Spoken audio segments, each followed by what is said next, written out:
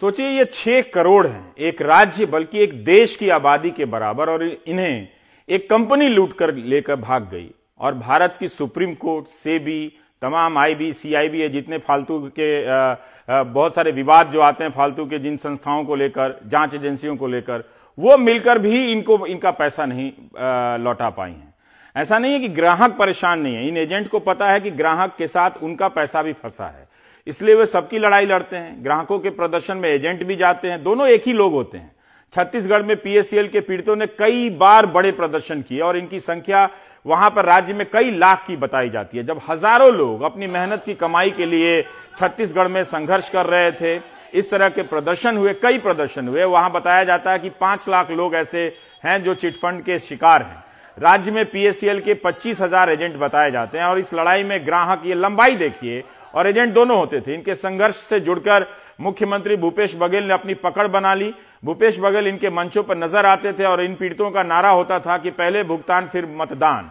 बघेल ने वादा कर दिया और घोषणा पत्र में लिखवा भी दिया कि हम पैसा लौटवाएंगे।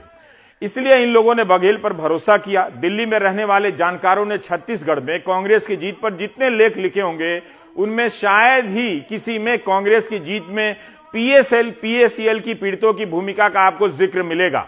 मगर इन प्रदर्शनों की पुरानी तस्वीरों को देखकर एक बार चिंता भी होती है कि क्या वाकई मीडिया को लोगों की तकलीफ और उनके नियत का अंदाजा होता है। आज भूपेश बघेल सरकार ने एजेंटों के खिलाफ दायर केस वापस ले लिए हैं। बताया जाता है कि 200-300 एजेंटों पर केस किया गया था। एक वादा पूरा किया, जो कि ये सबसे आसान वादा था। लेकिन क्या सरकार, उनकी सरकार जो उन्होंने घोषणा पत्र में वादा किया है, पीएससीएल के पीड़ितों को पैसा दिला पाएगी? जब सुप्रीम कोर्ट का फैसला 3 साल में नहीं दिला सका, तो क्या भूपेश बघेल की सरकार उनका पैसा वापस दिला सकती है? देखिए, पहले कंपनी जो है हम लोगों को जो है निवेशक बनाई थी। उसके बाद जो हम लोग जब निवेश किए, जब हम लोग खाता बनाए यहाँ पे, उसके बाद हम सभी को ऑफर किया कि आप एजेंट बन जाइए। तो हम लोग एजेंट भी बन गए, क्योंकि बेरोजगार थे और काम किया। लेकिन हमने अपने लोगों का भी पैसा जमा कराया। हमारा तो पैसा जमा हुआ ही था, लेकिन 2 फरवरी 2016 को सुप्रीम कोर्ट ने जो है इनको आदेश दिया है कि पैसा वापस किया जाए सेबी को। लेकिन अभी तक ये पैसा नहीं दे रहे हैं।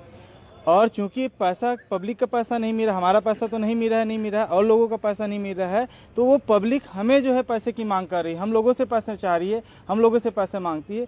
तो ये बहुत बड़ी दिक्कत बात है। और आज जो है पब्लिक जो है क्या करती, थाने चले जाती है, वहाँ पे जाकर के जो एफआईआर, पुलिस वाले हमें तंग करते हैं, परेशान करते हैं, एफआईआर करने की बात होती है और कई लोगों के ऊपर एफआईआर भी हुई है। लेकिन अभी जो हमारे सीएम साहब भूपेश बघेल जी ने जो अभी फैसला लिया है, उनके मंत्रिमंडल ने, एक बहुत ही अच्छे फैसला है और हम सभी के लिए राहत भरा फैसला है। लेकिन अगर यहाँ पे अगर निवेशकों का पैसा मिल जाए तो एक और राहत की बात होगी। इनकी हालत इसलिए दिखाई ताकि जब आप किसी मंत्री, प्रवक्ता, मुख्यमंत्री को टेलीविजन पर इन आम लोगों के पैसे की चिंता करते हुए जोरदार बयान सुने, तो प्राइम टाइम के इस एपिसोड को याद रखिएगा। ये करोड़ों लोग अपनी लड़ाई खुद लड़ रहे हैं। नेताओं का समर्थन मिल जाता है, मगर इनका पैसा नहीं मिल पाता। हमारी नजर इनकी कहानी पर 2 फरवरी को दिल्ली में हुए इस प्रदर्शन के कारण पड़ी। यहां पर जो लोग आए थे, उन्हें लाने वाले संगठन में साधारण लोग हैं, पीड़ित ही हैं। किसी के पास आंदोलन का खास रिकॉर्ड भी नहीं है, मगर एक इरादा है कि भुगतान नहीं होगा तो मतदान नहीं करेंगे। इस एपिसोड के लिए राजस्थान यूनिवर्सिटी के शिक्षक सीबी यादव ने मदद की। उन्हीं की मदद से मैं इन पीड़ितों तक पहुंचा और उनकी बात बैठे बैठे मुझ तक पहुंची। यादव ने बताया कि योगेंद्र यादव के साथ किसानों की पीड़ा का लेखा जोखा ले रहे थे, तभी महिलाओं से बातचीत में इस समस्या का बार बार जिक्र सुनकर वो परेशान हो गए और उन्होंने संघर्ष का एक नया मैदान चुन लिया। वे पीएससीएल के पीड़ितों के लिए संघर्ष कर रहे हैं, उनके साथ जुड़ गए हैं जो लोग पहले से संघर्ष कर रहे हैं। रविवार की सभा में बीजेपी को छोड़ कई दल के नेता आए, जबकि बीजेपी के सांसदों को भी ज्ञापन दिया गया था और आमंत्रण भी। लोगों ने वहां मंच पे आके कहा कि हम सामूहिक रूप से आत्महत्या करना चाहते हैं। कुछ लोगों ने तो यहां तक कहा कि आज हम नहीं जाएंगे, आज हम यहाँ बिल्कुल आर और पार की लड़ाई लड़ेंगे, या तो मरेंगे। हमने बड़ी मुश्किल से समझाया कि यह लड़ाई बहुत तरीके से लड़ी जाएगी। अब हम रणनीति बना रहे हैं। इन्हें 70 लाख कार्यकर्ताओं के मानवाधिकार का भी सवाल है ये, इसलिए हम अंतर्राष्ट्रीय मानवाधिकार में जाने की तैयारी कर रहे हैं, क्योंकि इस देश का मानवाधिकार आयोग नहीं सुन रहा, इस देश की सरकार नहीं सुन रही। इसलिए हम अब ये सोच रहे हैं कि हो सकता है कि अंतर्राष्ट्रीय लेवल पर ही कम से कम मानवाधिकार के मुद्दे पर कुछ सुनवाई हो। मेरा इस देश के नागरिकों से भी ये सवाल है कि कब तक आप हिंदू मुसलमान करते रहेंगे, कब तक आप जातियों में बटे रहेंगे, कब तक आप एक किसने क्या कहा इस बात पर बहस करते रहेंगे। कृपया उन गंभीर मुद्दों पर जाइए। ये गरीब लोग हैं, ये निवेशक नहीं है।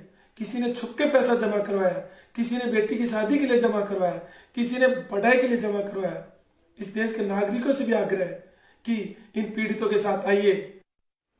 6 करोड़ की आबादी एक मुल्क के बराबर की आबादी होती है और इतने बड़े लोगों को इस मुल्क की तमाम संस्थाएं मिलकर पैसा नहीं दिला सके, और ये राजनीति का मुद्दा भी नहीं है। इसलिए आप इस एपिसोड को देखें और बंगाल की घटना को लेकर, चिटफंड की घटना को लेकर तमाम एपिसोड को देखें तो जरूर लगेगा कि ये बहुत बोरिंग है।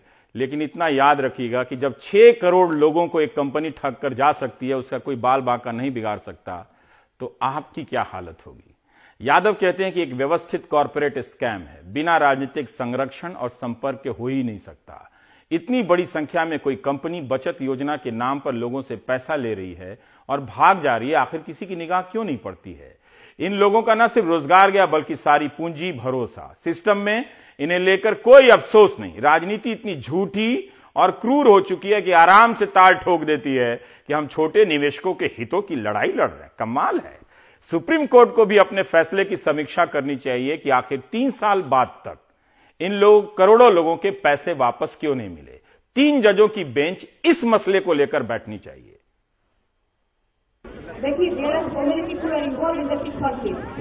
आप थोड़ा इंतजार करो। असम में जो डेप्यूटी चीफ मिनिस्टर है बीजेपी का, वो 3 करोड़ लिया था, वो जो जेल में है उसका लीकिंग स्टेटमेंट है, हम हमको आपको दे देंगे। उसको क्या अरेस्ट किया? प्लीज एक बहुत हमारे पास है। उसको मिनिस्टर बाबुल सुप्रियो कहा था, आई एम द रोग ऑफ ए रोग साइड ग्रुप। किया था कुछ, उसको पास में आउट 4-5 गद्दार घूमता है। कितना किसान का केस है, एक केस में नहीं लिया। सहारा केस में क्या हुआ, PSCPL केस में क्या हुआ, CCPL केस में कुछ नहीं हुआ है। देश में करोड़ों रुपया लोग लूट लिया है, हम इससे एक पैसा भी हम किसी को नहीं लिया। It is very painful that Mamata Banerjee, whom I respect, is accusing me without verifying the facts and circumstances. So, their CBI called me as a witness, and I joined the investigation much before I joined BJP. They have given a statement in the court that I am just a witness. So Mamata Banerjee's effort to joining me, my party with all this is very unfortunate, and I am pained by the allegation. Mamata Banerjee Assam के उप मुख्यमंत्री हेमंत बिश्व शर्मा, जिनको आप सुन रहे थे, और केंद्रीय मंत्री बाबुल सुप्रियो का नाम ले रही हैं। आरोप लगाया कि शारदा चिट फंड के मुख्य आरोपी सुदीप्ता सेन ने यह आरोप लगाया कि हेमंत बिश्व शर्मा को 3 करोड़ रुपए दिए गए। अपनी कंपनी के कारोबार चलाने के बदले में उन्हें वो 20 लाख रुपए महीने दिया करते थे। सीबीआई की हिम्मत नहीं हुई पूछताछ करने की। बाबुल सुप्रियो का नाम रोज वैली में आया, मगर उनसे पूछताछ की हिम्मत नहीं हुई। हेमंत बिश्व शर्मा और बाबुल सुप्रियो दोनों ने इसका खंडन किया है। उधर ममता बनर्जी का धरना शाम को समाप्त हो गया। यहां पर दिन भर विपक्ष के नेताओं का भाषण चलता रहा। पत्रकारों ने ममता से पूछा कि क्या आप प्रधानमंत्री पद की दावेदारी कर रही हैं, तो जवाब टाल दिया और कहा कि वे वीआईपी नहीं हैं, एलआईपी हैं, यानी लेस इंपॉर्टेंट पर्सन हैं, कम महत्वपूर्ण आदमी हैं। उधर सुप्रीम कोर्ट के फैसले से नहीं लगा कि कोई संवैधानिक संकट की स्थिति पैदा हो गई थी। फैसला इस तरह आया जैसे किसी रूटीन बेल का मामला हो। जिस तरह से टीवी में दोनों तरफ से हाहाकार मचा था, सुप्रीम कोर्ट ने एक बेहद सामान्य अंदाज में अपना फैसला सुना दिया। सीबीआई ने पुलिस कमिश्नर राजीव कुमार पर कई आरोप लगाए, बताया कि सबूतों से छेड़छाड़ की गई है। राज्य सरकार ने केंद्र सरकार की एजेंसी पर हमला करने की तैयारी की थी। सीबीआई की तरफ से बहस कर रहे थे अटॉर्नी जनरल की दलील में भयंकर किस्म का संवैधानिक दुराचार का भाव सुनाई दे रहा था कि ऐसी कोई स्थिति वहां पैदा हो गई थी। इसके बाद भी सुप्रीम कोर्ट ने कमिश्नर राजीव कुमार पर कोई खास कड़ी टिप्पणी नहीं की। बस ये कहा कि राजीव कुमार बंगाल के डीजीपी और चीफ सेक्रेटरी को 18 फरवरी तक अपना जवाब दायर करना होगा। कोर्ट को जरूरी लगा तो इन्हें बुलाकर पूछताछ होगी। इन तीनों के खिलाफ अवमानना का नोटिस जारी किया गया है। कोर्ट ने इतना ही कहा कि कमिश्नर जांच में सहयोग करेंगे और इन्हें गिरफ्तार नहीं किया जाएगा, मगर अब यह पूछताछ शिलांग में होगी। एक तरह से जैसे जिनीवा में न्यूट्रल देशों की बहस होती है 2 देशों की, उस तरह से शिलांग भारत का जिनीवा बन गया है। कोलकाता में यह पूछताछ नहीं होगी। सबको कंट्रोल करके रख दिया है, सबको। देखिए, कोई आदमी एक बात भी नहीं कह सकता है।